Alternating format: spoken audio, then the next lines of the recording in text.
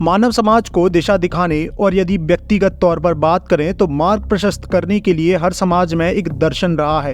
एक दर्शन जो समाज की दिशा तय करता है। एक समाज समग्र रूप से कैसे आगे बढ़ेगा, सब कुछ उस समाज के दर्शन के हाथों में होता है। एक समाज जिसके पद चिन्हों का अनुरीक्षण करते हुए समय में यदि हम पीछे जाएं तो पता लगता है कि एक समय ऐसा भी रहा है उस समाज में जब मानव जीवन का एकमात्र उद्देश्य था शिकार कर अपना और अपने परिवार का पेट भरना। और इसमें ये बात और जोड़ दी जाए कि कई सौ सालों तक शिकार कर कच्चा मांस खाया जाता रहा है, क्योंकि अग्नि कैसे उत्पन्न की जाती है, उस पर पकाया कैसे जाता है, इसकी जानकारी नहीं थी।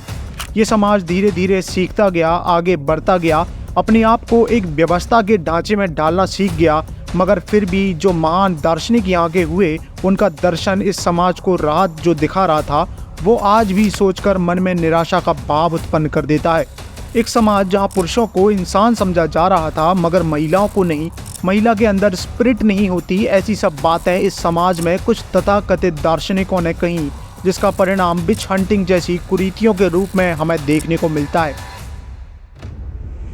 एक समय आया जब यह समाज एक ऊंचाई पर पहुंच अपने आप को वहां अकेले पाता है और एक मिथ्या को सत्य मान कि जो ऊंचाई इन्होंने प्राप्त कर ली है उससे ऊंचा और कुछ नहीं है। जबकि यह समाज जिस ऊंचाई पर पहुंच अभिमानी हो गया था और जीवन का उद्देश्य धरती नापने और संपूर्ण धरती के कमजोर इंसानों को अपना भृत्य बनाने निकल पड़ा था, इस समाज का ज्ञान चक्षु खुलता है जब इन्होंने एक ऐसे समाज के बारे में और उनके गौरवशाली इतिहास के बारे में जाना जहां जिस समय इनके पूर्वज शिकार कर कच्चा मांस खा अपना पेट भर रहे थे, समाज को एक संकुचित दर्शन प्रदान कर रहे थे, तब वहां एक सुविकसित और वर्गीकृत समाज बड़े ही नियोजित ढंग से कार्यरत था। समाज के दर्शन में लेश नजर आता था जिससे पूरा समाज जगमगाया करता था।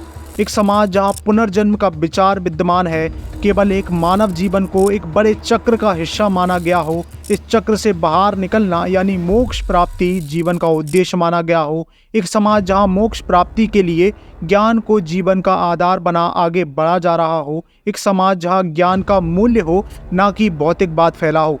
एक समाज जहां जीवन की प्राथमिकता और एकमात्र उद्देश्य ज्ञान अर्जन और ज्ञान वृद्धि करना हो।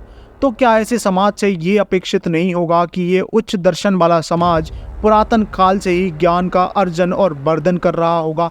और वहीं एक समाज जिसका दर्शन ही ये रहा हो कि एक ही जीवन है और इस जीवन का एकमात्र उद्देश्य है मजा, मनोरंजन और आनंद। तो क्या सच में ऐसे दो समाजों को एक साथ रख तुलनात्मक दृष्टिकोण से देखा जा सकता है? और फिर क्या ऐसे सब तर्क रखना या स्यूडो साइंस जैसे शब्दों का प्रयोग कर सत्य को नकारना कोई अर्थ बनाता है? बाकी ऐसे तर्कों पर बात करने के लिए तो काफ़ी कुछ है, मगर समझना अधिक महत्वपूर्ण है। तो इस वीडियो को शेयर कर अपने मित्रों की सहायता करें महत्वपूर्ण कंटेंट तक पहुंचने में, क्योंकि वेद साइंस एंड मैथ्स पर अपनी ऐसी सब चर्चाएं चलती रहती हैं। जय मां भारती।